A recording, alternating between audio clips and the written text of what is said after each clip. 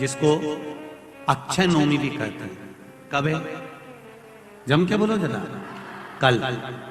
आज गोपाष्टमी है, कल आंवला नवमी है। और आप सबसे निवेदन करूंगा कि आंवला नवमी के दिन शाम के समय पर आंवले के वृक्ष के नीचे घी का दिया लगाकर कनक धारा स्तोत्र का पाठ अवश्य करें। नहीं आता हो तो मोबाइल पे उसको सुने। और एक बार आंवला नवमी के दिन आंवले के वृक्ष के नीचे कनक धारा स्तोत्र का पाठ चाहे संस्कृत में चाहे हिंदी में करना चाहिए। उससे साल भर लक्ष्मी की कमी नहीं आती और आनंद का अनुभव करो। एक कितना सुंदर संवाद यहां पर लिखा हुआ है। देव उठनी एकादशी के दिन भगवान उठेंगे और देव उठनी एकादशी के दिन भगवान उठकर अपना कार्यभार भगवान शंकर जी से लेंगे। उससे पहले ऐसा नहीं है कि केवल देव उठनी एकादशी पर भगवान उठेंगे। आज जब आंवला नवमी का दिन आया और भगवान नारायण ने शयन करते करते अपनी करवट को थोड़ा सा बदला और बदलने के बाद भगवान की अर्ध निंद्रा हुई और नींद थोड़ी सी जागी। और जागने पर लक्ष्मी जी उनके चरणों के पास में विराजी थी। और विराजते से लक्ष्मी जी ने भगवान विष्णु जी से निवेदन करा, मेरे मन का एक संशय है, मैं आपसे कहना चाहती हूं।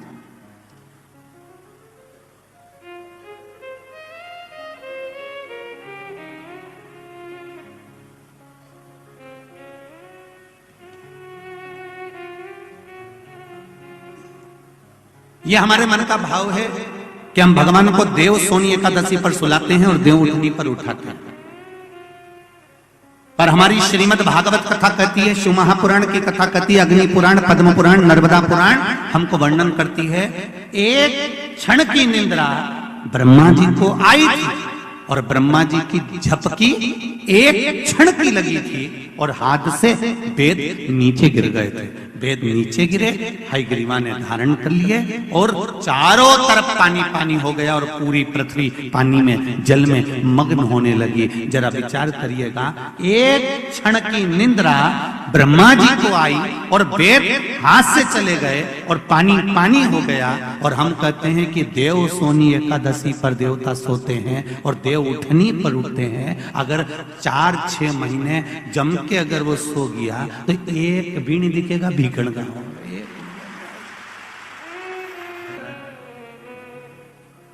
ये सोने की तो भगवान की लीला है। अगर सही तरीके से देखा जाए तो मेरा परमात्मा कभी नहीं सोता। वो तो हर पल, हर घड़ी, हर क्षण आपके लिए तत्पर बैठा रहता है। आपने आवाज लगाई और वो भागा। देव सोनी एकादशी पर भगवान सोए और देव उठनी एकादशी पर भगवान उठ रहे हैं। उससे पहले जो आंवला नवमी आई, इसको अक्षय नवमी कहा जाता है, इसको आनंद की नवमी कहा जाता है, भंडार भरने वाली नवमी कहा जाता है। उस दिन दिया गया, करा गया, पुण्य समाप्त नहीं होता, इसलिए इसको अक्षय नवमी भी कहा जाता है। तो लक्ष्मी जी के मन में भाव उत्पन्न हो गया। लक्ष्मी जी ने कहा, प्रभु मेरे को पूछना है आपसे कुछ, मेरे मन का संशय मिटा दीजिए। तो भगवान ने पूछा, वो संशय कौन सा?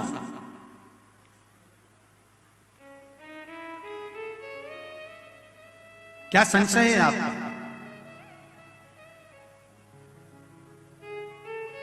मेरा संशय केवल इतना सा है, क्या सोने से पहले आपने भगवान शंकर को पूरी सृष्टि का भार दिया था? क्या शंकर भगवान पूरी सृष्टि को सही से चला रहे हैं? आपको ज्ञात है? भगवान विष्णु बोले, हाँ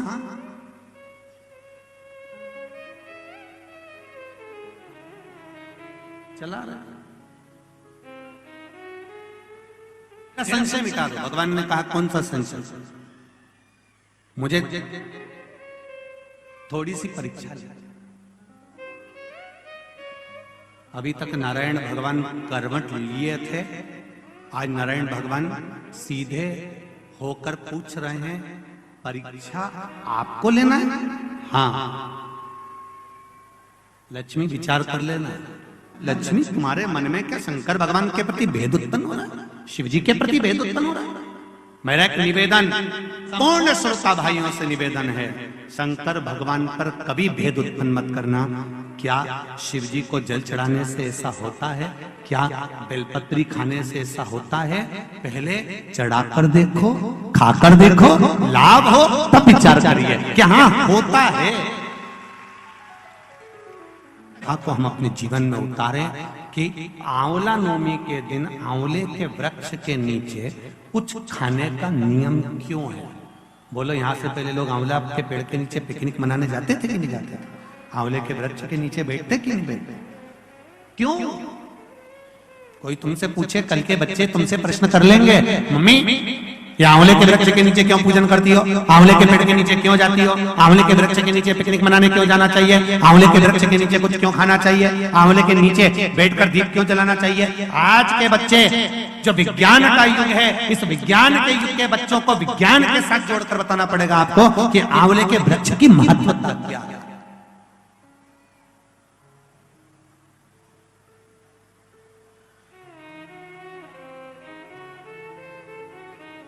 जिस जगह पर आंवले का वृक्ष होता है, उस आंवले के नीचे बैकुंठ का निवास होता है। इसलिए भोजन आंवले के वृक्ष के नीचे करें। कल आंवला नवमी है, आंवले के वृक्ष की पूजन मेरी माताएं, मेरी दीदियां, मेरी बेटियां जब करें, भाई लोगों से भी निवेदन है, समय निकालकर, केवल माताओं के लिए आंवले का वृक्ष नहीं है, आपके लिए भी है।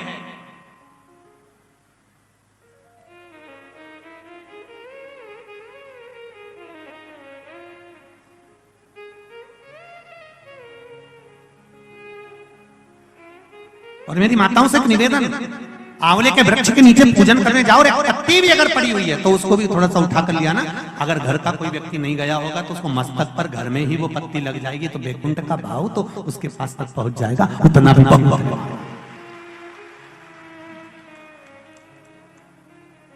हमने मारवाड़ में देखा है कि आंवले के वृक्ष की पूजन करते समय माताएं आंवले की छाल का भी स्मरण करती है। अपनी चीटी उंगली अंगुष्ठ से मारवाड़ी माताएं उसको भी अपने पल्लू में लेकर आती है, दीप प्रज्वलन करती है, उसको अलमारी में लाल वस्त्र के अंतर्गत तिजोरी में रखती है। क्यों? क्योंकि वो बैकुंठ का एक हिस्सा, बैकुंठ का एक भाव। ब्रह्मदेव करें आंवले के वृक्ष के नीचे शंकर भगवान भोजन कर लें तो बैकुंठ के भोजन का फल मिलता है। बैकुंठ के भोजन का फल, हाँ, लक्ष्मी जी ने उसी समय पर आंवले के वृक्ष के नीचे भोजन की व्यवस्था करी। शंकर भगवान भोजन करने के लिए बैठे, जैसे ही माता लक्ष्मी ने भोजन लगाया है, शंकर भगवान ने एक गिलास भोजन को लिया, पाया और उठकर शंकर भगवान चले गए। थोड़ी देर बाद वापिस लौट कर आ गए, बैठ गए। पूछा महारानी ने, माता लक्ष्मी ने, मेरे शंभु, मेरे बाबा, मेरे भोलेनाथ, मेरे प्रभु कहाँ चले गए थे आप भोजन की थाली को छोड़कर? तब शिव जी कहते हैं, कोई 4 संत भूखे रह गए थे, उनको भोजन कराने चला गया था। लक्ष्मी जी ने कहा, आप सृष्टि के सही संचालन कर रहे हो, मैं जान गई आपको कि आप सृष्टि के सही संचालन करता हो। एक मन की अभिलाषा है, अगर आप पूरी कर दें तो, एक मन की अभिलाषा है, आप अगर पूरी कर दे तो। शिव जी ने पूछा, क्या? मेरा मन है, आप अगर ब्रह्म मुहूर्त में सुबह का समय भोजन ग्रहण कर रहे हैं तो शाम का भोजन भी मेरे ही इस बैकुंठ में श्रवण भोजन ग्रहण करें। शिव जी ने कहा, शाम को तो मैं पार्वती के साथ भ्रमण पर निकलता हूं, पर दोपहर के समय पर मैं आपके यहाँ भोजन करने फिर आऊंगा। अब की बार लक्ष्मी जी ने भोजन कराने बैठने से पहले माता लक्ष्मी ने 5 चींटियों को एक डब्बी में भरकर बंद कर दिया।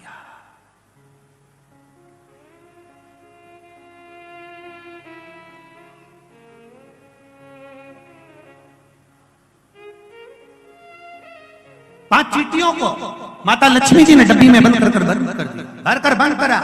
शिव जी भोजन करने बैठे, बड़े प्रेम से भोजन कर रहे हैं भोलेनाथ, और आवाज लगाया भोलेनाथ जी ने, अरे लक्ष्मी, तुम्हारी माता ख्याति देवी मुझको ऐसे भोजन कराती थी। तुम्हारी माता ख्याति देवी भी मुझे ऐसे ही भोजन कराती थी और मैं प्रेम से पाता था। आज लक्ष्मी आपके हाथ का भोजन कर कर मुझे ऐसा लग रहा है कि मेरी माता, आपकी माता ख्याति देवी ही मुझे भोजन करा रही है। आपको माता के रूप में आज मैंने देखा है। जैसे ख्याति देवी को देखा वैसे आपको देखा। तब भोजन पेट भरकर शिव जी ने जब किया, आचमन करा, लक्ष्मी जी ने कहा भगवान नारायण ने आपको पूरी सृष्टि का भार तत्व दिया है कि पूरी सृष्टि का बोझ, पूरी सृष्टि का संचालन आपको करना है। पर मेरे मन का संशय यहीं धरा की धरा रह गया। आप पेट भरकर भोजन कर लिए और 5 चींटी भूखी रह गई।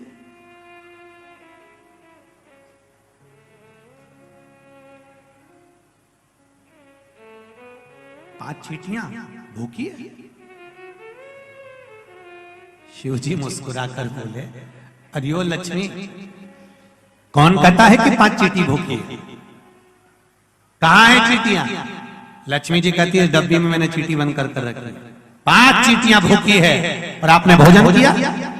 जब भगवान विष्णु ने अपनी सृष्टि का भार आपको दिया था तो बिना उनको भोजन कराया आपने भोजन कैसे कर लिया? देवरिदेव महादेव शंकर भगवान कहते हैं लक्ष्मी, किसी पर आक्षेप लगाने से पहले, उंगली उठाने से पहले ये 3 उंगलियां अपनी ओर जाती हैं कि अपने अंदर झांक कर देखो कि तुम कैसे हो। पहले विचार करो फिर उंगली उठाओ।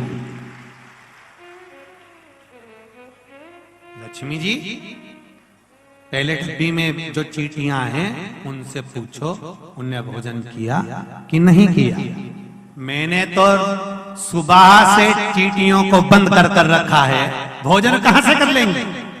डब्बी खोली, चींटी के मुख में चावल का छोटा सा भाग फंसा हुआ था। लक्ष्मी जी की आंख से जल बहने लगा। भोलेनाथ, इनके मुख में चावल कहां से आ गया?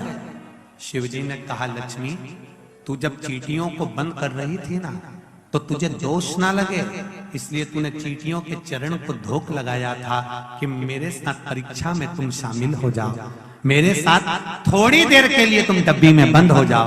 माना तुमको कष्ट होगा इसलिए मैं सिर झुकाकर तुमको नमन करती हूँ, क्षमा मांगती हूँ। जब तू क्षमा मांग रही थी तेरे कुंकू में जो चावल फंसा था, क्षमा मांगते समय डब्बी में गिर गया था। वो चावल चींटियों ने ग्रहण करा। वो चावल चींटियों ने ग्रहण किया।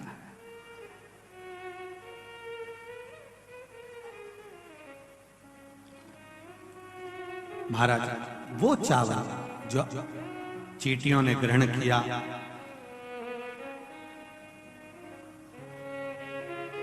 बस चींटियों का भोजन पहले हुआ है। लक्ष्मी जी की आंख से जल बह रहा है और रो रही है। क्षमा चाहती हूं, मैंने थोड़ा सा गलत सोच लिया, विचार कर लिया, आप क्षमा करें मुझको। शंकर भगवान ने कहा लक्ष्मी जी क्षमा मत मांगो, एक काम कर दीजिए। क्या? बस एक कार्य चाहिए। अक्षय नवमी, आंवला नवमी के दिन जो आंवले के वृक्ष के नीचे दीप दान करेगा शाम के समय पर संध्या काल के अंतर्गत, तो उसके घर में कभी संपदा की कमी ना हो। लक्ष्मी जी ने कहा प्रभु आप दिया, मैं स्वीकार करता, मैं स्वीकार करता। जितने भी लोग कथा श्रवण कर रहे हैं और जो लोग नहीं सुन पा रहे हो, इस कथा की एक छोटी सी बात जनमानस तक पहुंचाइए कि आंवले के वृक्ष के नीचे आंवला नवमी के दिन शाम के समय दीप दान अवश्य करें, जिससे आपके जीवन में खुशियां समाहित हो, जीवन में आनंद की अनुभूति, जीवन का सुख प्राप्त।